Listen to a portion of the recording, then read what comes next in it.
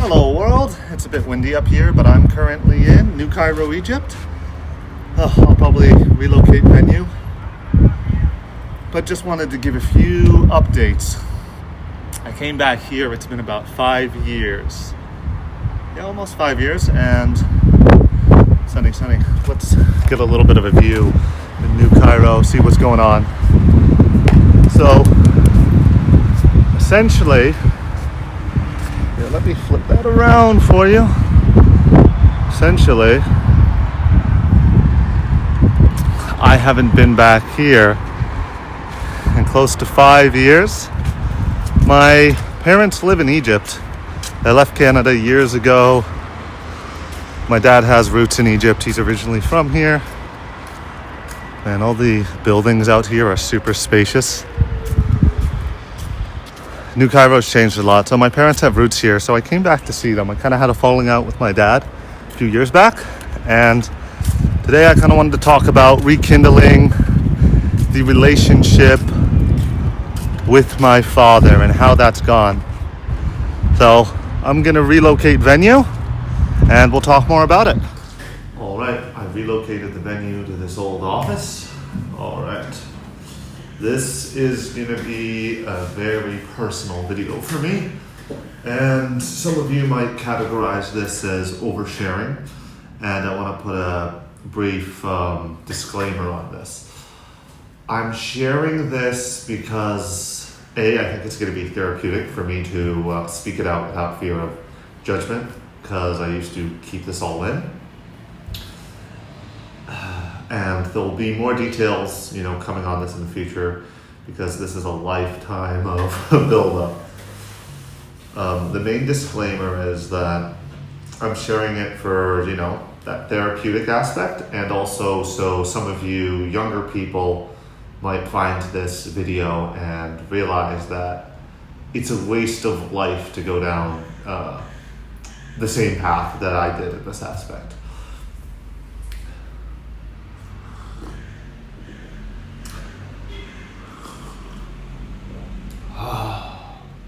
Let me get one more of those Turkish coffee.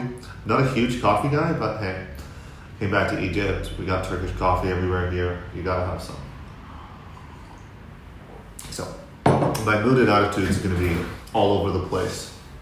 I try to be a pretty grounded individual as an adult. However, this is going to hit a lot of those heartstrings. So, my mom and dad are coming to see me within the next maybe 2 hours, maybe less. I'm not nervous per se, but I'm a little apprehensive. I haven't seen my dad or mom in close to, let's just say 5 years. It might be four and however many months, but it's going on at least 5 years. I never talked to my dad for almost 4 years. I only reached out to him earlier this year and started to patch a fragmented relationship. So the subject of this video is I haven't talked to my dad in 4 years, and then I hadn't seen my dad in 5 years. I reached out to him, and he wasn't as scary as I remember. I mean, I did a lot of growing up in the meantime. This is gonna be all over the place. So 5 years. I think it was just such a waste of ill feelings or lack of connection. My dad's in his 70s now, and he's not getting those years back. I'm not getting those years back. So why be bitter? Why be bitter about it? I understand some of you have very abusive parents who maybe it's past mending the relationship. There's no hope, and that's sad. That's sad. I thought on that because I thought there was no hope. I thought, I'm leaving forever. I came back to Egypt like 5 years ago, and had a little bit, maybe a bit more than that, had a little bit of a falling out with my dad. We never had the best relationship, and I literally ran away. I didn't say bye. I just took off, and I did a lot of wrong in the situation. And I felt very wronged in the situation too. And then, my dad continued behind my back. I'm sure he would have said something to my face if I was around, to badmouth me. And I totally get it. I didn't have much to say that was good about him. But the fact is, my dad was never a deadbeat. Like, I have a lot of criticisms of him, but my dad wasn't a deadbeat. He raised me and educated me and allowed me to go out into the world and, make something of myself. And he set me back in a lot of ways, in the sense of like how overbearing parents set people back, or how trauma affects someone. But he did a lot of good. And it's not like I turned 30 and boom, but it was after my 30th birthday that I really thought, water under the bridge. And there's a couple events that got me closer to realizing that. I started realizing a little bit more on the line of mortality. I got a little bit more into and I'd actually say I came a little bit out of that role till now. I got really, really into the masculine role, where it just became, okay, hard work, let's get this done. And, starting to focus on like what it would be like to be a provider. And I really saw things from my dad's perspective. My dad has 7 kids. Seven kids. It's actually a bit more than that. Okay, my dad has 9 kids. And providing for them wouldn't have been easy. You can just say, oh, in those days it was easier. Yeah, it may have been easier, but it wasn't easy. And you could say, oh, don't have that many kids. My dad didn't think it through, okay? But my dad had the ego, in a good sense, of, being a provider, taking care of things, taking care of his kids. But that taking care of wasn't necessarily what we wanted. I mean, it's just like, he feels like, I fed you, I sheltered you, be grateful. My dad wasn't your typical, let's go play ball buds type of guy. So, to elaborate, my mom's Canadian, from, sorry, it's always kind of noisy in this office, but we're gonna manage. My mom's the typical kind of white, if that's an overgeneralization, eastern side, from New Brunswick. It might not be the best term, but even she's just like, yeah, my family are kind of Hicks, whatever. And my dad is like the the countryside Egyptian who, although he's only a generation or so back, he feels like he's from 3 generations ago. Because my dad, his father, you need to keep in mind, couldn't read. My grandfather would have been illiterate. I never met the guy. Most of his family are very limited in the scope of their education. There's certain cousins and stuff who went to get educated, but his sisters and brothers, none of them really traveled as extensively as him or got as educated. So he for the family lineage, he essentially, evolved us by 1,000 years, because, and when I mean evolved, I mean, in the base of knowledge, education, exposure. And I think that cracked his brain a little bit. What I mean is, you take this really small village boy from post-World War II, a little bit after that, and expose him to the wider world. That coffee's kicking in.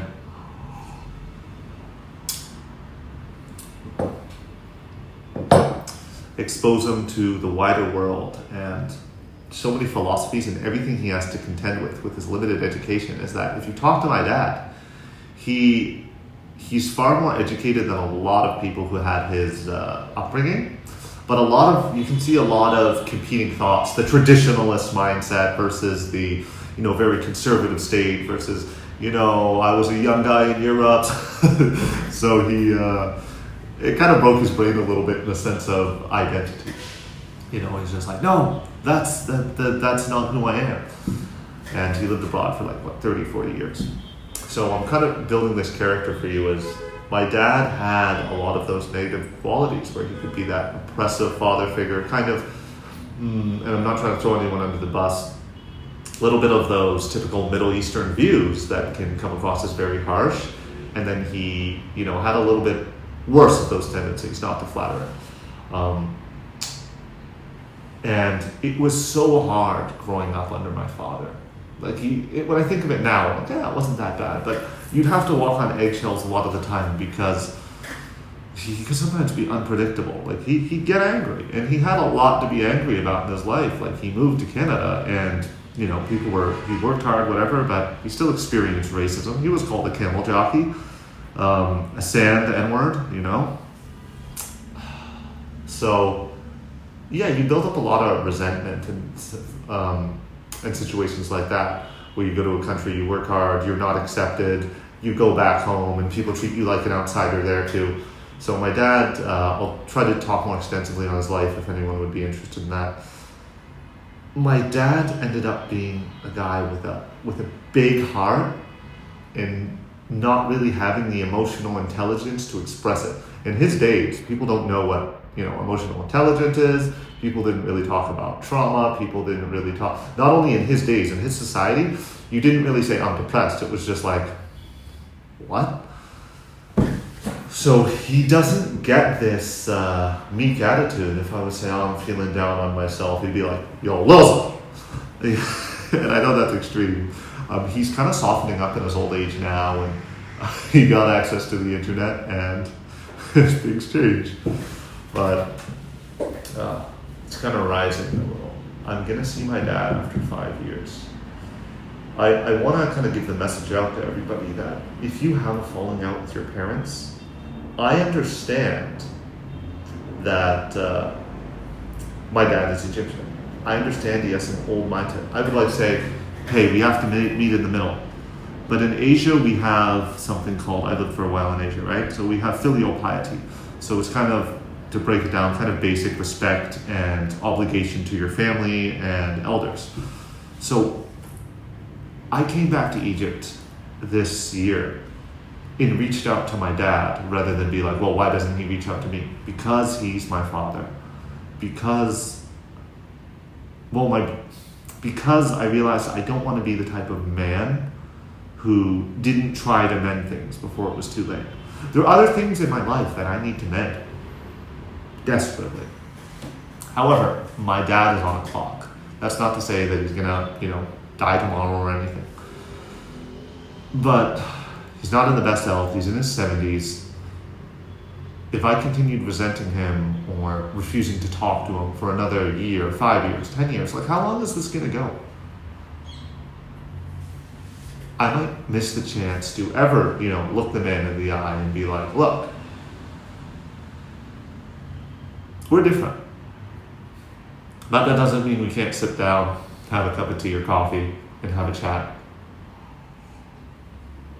The fact is, if I can't communicate or work with or bring peace between even some of my family and siblings, how am I going to communicate with the wider world? It's as my sister says too, we are made out of our parents. All that we hate is in us too. Sorry, I feel like I'm rambling, talking and getting sidetracked. I don't want to follow a script for this because I sat down, I tried to write, and I'm like, writing would make it structured, it would help me diarrhea. Sounds like I was saying I'm going to diarrhea it. So it's going to help me make it structured. But I don't want to structure this. I just want to freaking get it out. Part of me feels shame that I haven't talked to my dad in 5 years. It went between my sister and my dad. They didn't talk in between 15 and 20 years, somewhere in that time frame, somewhere in the middle of that. They talk now, and people say you can make up for the lost time, but we can try, but why lose that time if you don't need to? When I heard earlier this year that my dad was having some health complications, I went down to the river. This was a little bit after I turned 30. I went down to the river and I sat there. I raced. I'm a big bike guy. I raced down on my bike. I was going downhill. And I was like, in my head, I'm like, I'm coming. I felt that urgency. like someone you care about has just been hospitalized. I was worried he had a stroke. Turned out his health's not great, but it wasn't too serious. And I felt for the first time in a long time fear that I might lose the guy who,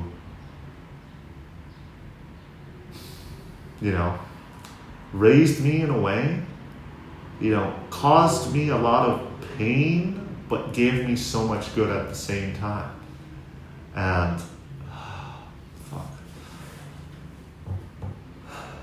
I cried on that riverbank for a while, and then I messaged my mom. I didn't even have his contact. Oh, sorry. I messaged my mom about a day before because I was considering reaching out to him after I heard this. But as I got more news, I messaged my mom again there and just like, hey, there's a bit of a time difference, right? I was in Oakville, Ontario, and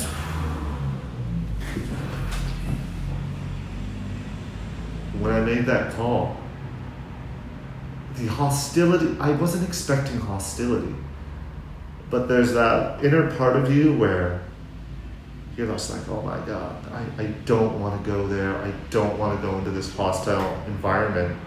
Because my dad could be a hostile when I was growing up. Hostile. I'm just mincing words.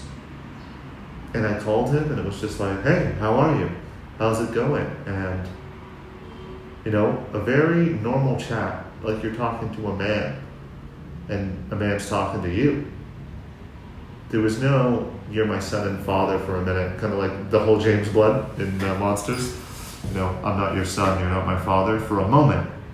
But I'm not just trying to talk to my dad man to man and be like, we're just two men communicating. I want a father. I'm not trying to communicate with my dad man to man and have a macho pissing contest with him. I'm okay to take the L and sit and be little broed by my dad, essentially. Because as a son, I accept that's my role. I accept that I don't need my ego to overpower not only an elder, but my elder and my senior and my father. And I apologized to him. I said, I'm sorry if I've been a bad son. And, he gave me a lot of forgiveness. And I started by asking for forgiveness rather than, and I recommend this to any of you who are in such a situation. Reach out. Hold the olive branch. If you don't get a good response and the other person's not in a good place, you kept your side of the street clean. I admitted my faults. I said, look, I want to put that in the past. I'm sorry I haven't always been a good son. And you know what he instantly said? Water's under the bridge, this whole life's too short.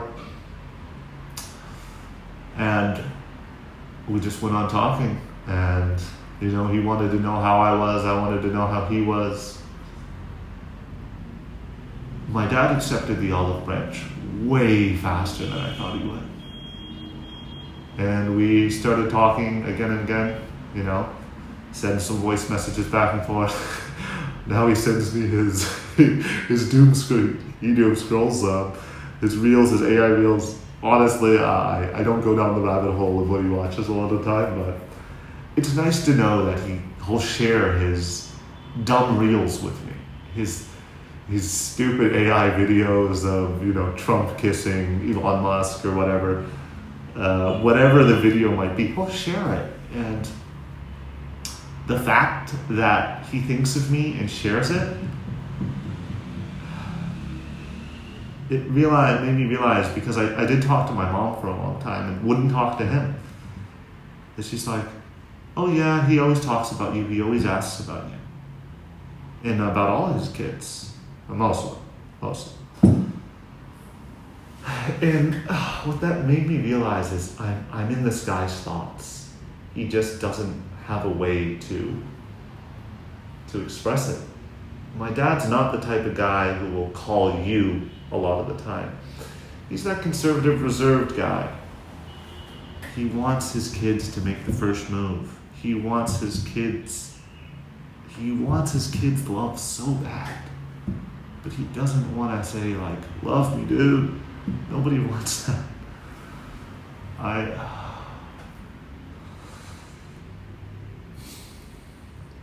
was so glad that my dad just accepted me kind of back into the fold as his son, almost like I never left.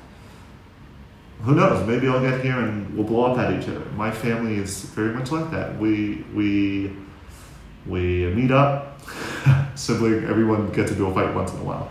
I try to avoid getting directly aggressive, but my brothers, my sisters, were all intense people.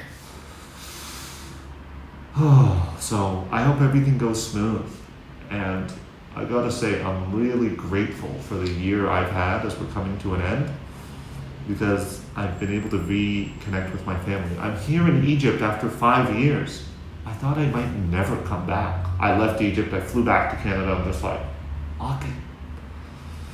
And I finally came back just for a visit. I might stay here about a month or so.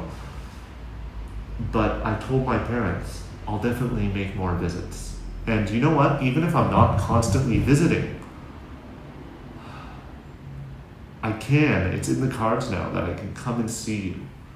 I can come and see my parents. Or, hey, you know what? Maybe I'll drop by a few times a year rather than once in 5 years, once in 4 years.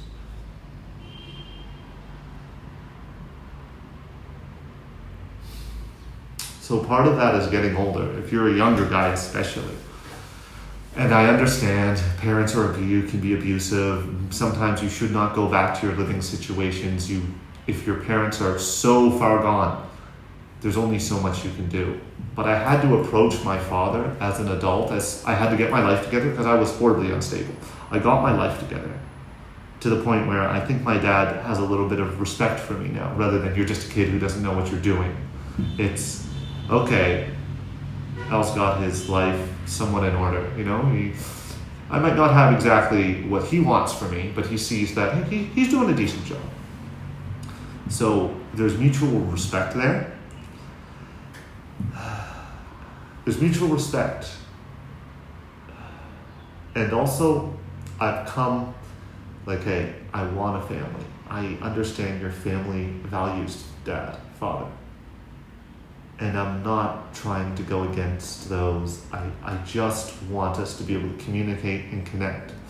So now he can see me, like I said, as a man, but as his adult son, rather than his toddler or just as a man, He wants a relationship with his kids. And, this has been a little off the whole time. He wants a relationship with the kids, and I want a relationship with my father. I say my father in particular because I've always kind of been in communication with my mom. Not constantly, like every day. Honestly, I'm not the best mama's boy ever, but I've always been a little bit more on the mom's side. Easier to talk to her. But I want to repair this rift. And this is what a lot of influencers will talk about. Step into your masculinity, go get a Bugatti, go do whatever. That doesn't matter. It doesn't matter because money's not going to get you the be-all end-all of this. And I know that because I've had a huge part of the story, thinking that was the way of, you just need to get people's respect by power and finance and whatever. No. Real masculinity isn't about degrading women or looking down on other men because you think you're better than them. Real masculinity is once you get to a solid age. Maybe some get it younger, some get it older, but me, I started really stepping into my masculinity in my late 20s and getting into my 30s, and some of you out there are like, but you're not masculine. Okay. Okay. As you take your masculine role, you start to realize that you are, a caretaker, a protector of your tribe. And that doesn't mean I'm the alpha. No, I work with men whom I see in my tribe to care for my tribe. And you work with the women in there too. but the men are kind of that outer wall. Because men naturally want to protect the women of our community. I come from a family of 5 sisters, and my Egyptian side, whenever we even went out as classmates, the men would protect all the girls. They were going to the club, they dance around them. Any guy comes up and tries to harass them, it's just like very calmly push them away. So realizing and actually maturing as a man is not being one of these dweebs who, you don't need to be one of these dweeby alpha males. Just maturing is taking your role on. So realizing where you are and accepting responsibility, and even a little bit of hyper responsibility, caring for other people, looking out for them, not being a selfish turd. And then I could see in my dad's, I won't say I could see in his eyes, only on video, unfortunately, I haven't looked him in the eye in years, and hear in his voice that he had a little bit of respect and admiration of, this guy gets it. This guy wants to take care of his tribe. A lot of it came with that getting to 30 is, what are my values if I'm not prioritizing family? And if your family is your friends group you've made for yourself, if you come from a undesirable background of like your family, or you never knew your family, that's okay. Your family is what you build. Whether it's your friends, your half-siblings, adopted siblings, guardians. My thoughts trailing off on this, sorry. But stepping into that role, I decided, look, I'm a man. I don't need to go, and my brother told me this, he's like, if you want to talk to dad, just talk to dad. And I'm just like, you're right. So I reached out, I took the first move, I'm like, I'm going to be a man, I'm going to reach out, I'm going to talk to my dad. If he tells me to, F off, I tried. I put the olive branch out. Fortunately, he accepted it with grace, and we can move forward, and I'll let you know how today goes. So you sometimes need to be willing to mend things. You need to take initiative and put yourself out there. If you're having an issue sometimes with a woman, with a friend, I'm not afraid to be the first person to put my pride. Your pride's not going to satisfy you when you're dead. I don't mind throwing my pride out the window and being like, hey, we need to talk about this. Let's get this off our chest. And my dad knows I'm more serious about this because I flew around the world to get to him. I wasn't like, well, when's my dad going to get to me? When is he going to visit his son? I would say the best thing you can do is don't waste your time. Don't get fed up with your ego. And number 3, what am I trying to say? Don't hold on to resentment.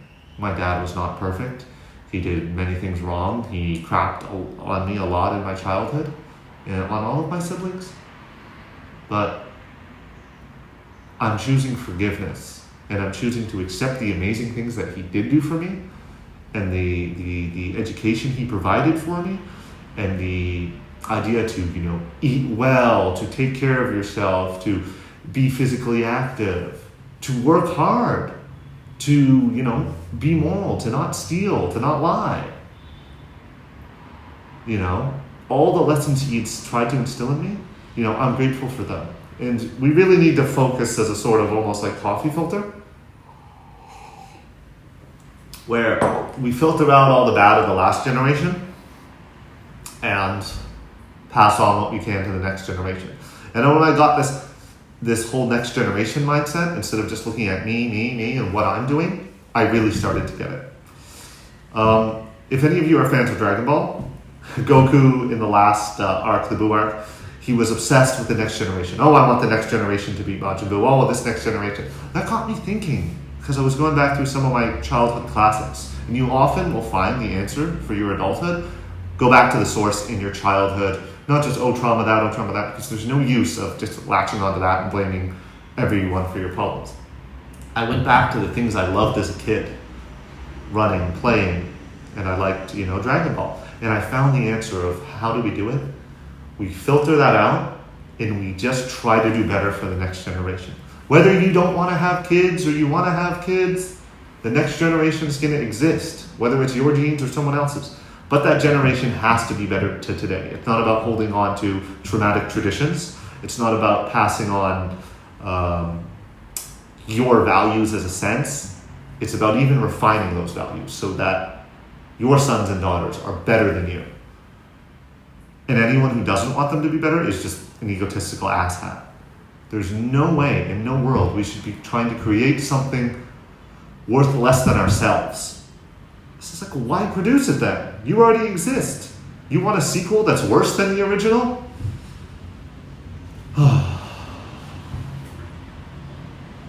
I'm so grateful that in my case, and I know it might not, like I said, it might not be like this. I'm so grateful that I have the chance to let bygones be bygones. And I want to say, guys, though, I say wasted time, but I also forgive myself for that. Did I need that 5 years to go by? Did I waste it? No. Although I felt like, oh, what a pity. I could have been spending more time with my family. If you need time. Hey guys, sorry it got cut off, so I want to kind of end it there. Because it got cut off, I ended up talking to my siblings, and my parents will be here probably within the hour. So I got other things I need to do, and this isn't really something I can do after the fact. I do want to say, though, if forgiveness is an option, I always recommend you take it, cliche as it is. Build your family, whether it's outside, your blood, your immediate relatives, build your family and embrace your community. Don't be someone who lives hyper-individualistic, otherwise, what's the point of it all?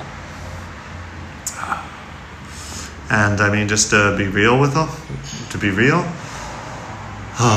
feels a little intense that my parents are going to be here in probably like 30 minutes, 20 minutes.